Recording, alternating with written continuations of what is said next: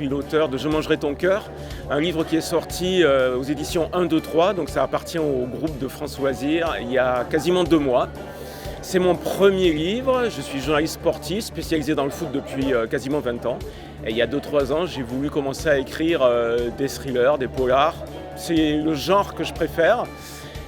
J'ai toujours lu ça en fait, depuis tout petit, le suspense, Arsène Lupin, etc., Agatha Christie. Et je suis parti et puis j'ai eu le bonheur d'être publié il y a 2 mois. C'est important de rencontrer les auteurs qu'on a lus pour échanger sur les livres qu'on a lus, sur les livres à venir. C'est Bill de Chris Lois que je voulais acheter depuis longtemps. Et en fait, quand j'ai su qu'il venait, je me suis dit je vais attendre pour me le faire dédicacer. Et donc ça fait longtemps que je veux le lire. Donc là, je suis pressée de rentrer pour l'attaquer. Mon dernier roman, donc Je te hais, qui est sorti chez Terra Nova City. Donc c'est un roman qui a déjà qui a été primé, puisqu'il a gagné le prix Polar Lyon l'année passée, en 2019. Il a été finaliste à Cognac pour le prix francophone. Donc en quelques mots, l'intrigue, c'est vraiment un thriller psychologique. Donc on suit un flic qui a eu une enfance vraiment très compliquée, qui a été battu. Son père a tué sa mère et sa sœur. Et en fait, on retrouve ce flic-là 30 ans plus tard, quand lui, il a intégré la police. Et il reste quand même très traumatisé par son enfance. Et on le retrouve à quelques jours de la sortie de prison de son père. C'est un véritable état d'esprit, c'est une rencontre vraiment au cœur de l'esprit de l'auteur. On a vraiment son ressenti, comment il a mis en place, comment il écrit. Je trouve que c'est très très intéressant. Ce qui est important pour moi, c'est d'avoir justement cet échange. C'est-à-dire qu'avec son lecteur, on n'est plus derrière un livre tout seul ou derrière son ordinateur. On n'est plus derrière un réseau social où des gens vous parlent, mais il y a un vrai contact humain et les gens peuvent vous dire directement ce qu'ils ont ressenti à travers votre livre. Et même s'ils n'ont pas aimé, aussi de l'exprimer et partager avec eux, vous, ce que vous avez voulu dire dans votre livre.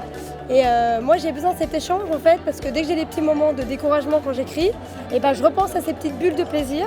Et je me dis, il y a certains lecteurs qui t'attendent, qui ont apprécié ce que tu as écrit, qui ont aimé. Donc pour eux, tu continues.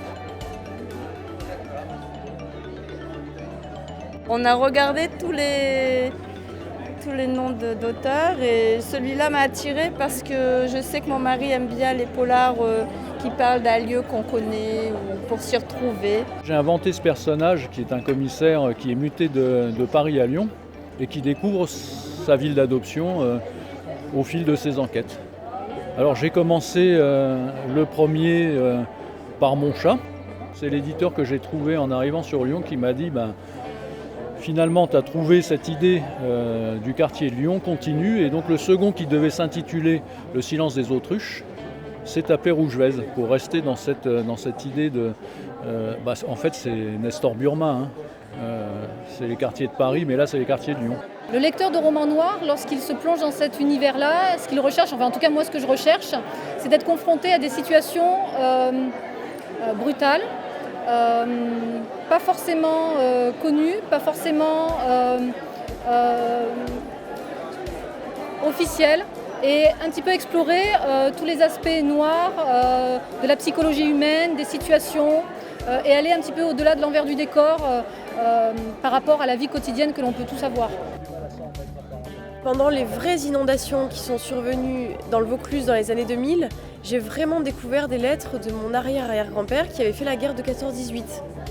Et je m'étais toujours dit que j'en ferais quelque chose en fait, de cet échange qui n'avait jamais été retrouvé et qui est sorti parce qu'il y a eu des inondations, donc qui remontait d'une maison de famille. Et donc je les ai utilisés parce que dans mon roman, Romilda, le dernier qui vient de sortir, donc, on a une disparition en 1912, ça c'est le roman, et l'enquête est réouverte aujourd'hui parce qu'il y a des éléments nouveaux. Des ossements qui sont retrouvés là dans une piscine en construction. Et tout porte à croire donc que c'est ce qui s'est passé en 1912 qui est retrouvé aujourd'hui. Et en parallèle, donc, il y a mon héroïne, Romilda, qui trouve les lettres pendant les inondations. Donc je me suis inspirée vraiment de cette histoire-là. Et bien sûr, donc, les deux histoires se superposent parce qu'il y a dans les lettres, il y a des éléments sur ce qui s'est passé à l'époque. Il y a une histoire de corruption, on a étouffé l'affaire. Et c'est des Corses en fait qui ont perdu quelqu'un au départ en 1912, donc ils ont envie de venger. Eux aimeraient bien savoir aussi ce qui s'est passé parce qu'ils veulent venger leur famille. Oui, j'aime sortir effectivement des frontières Et là, en un sens, c'est un dépaysement également parce que il y a justement ce retour dans une France profonde, méconnue aussi. Et puis avec des aspects de la nature qui va entourer, c'est une sorte de huis clos aussi, hein, et la nature qui va se resserrer, cette forêt qui est quand même assez sombre, une forêt presque de conte. Je dirais que le hameau des Purs est assez proche de par ses personnages, certains personnages un peu étranges, proches d'un conte. Je suis, on va dire, une habituée de ce salon France Loisirs Lyon-Part-Dieu. C'est un moment privilégié comme souvent les salons, mais là peut-être avec un peu plus d'espace pour rencontrer vraiment les lecteurs qui viennent aussi fidèles au rendez-vous.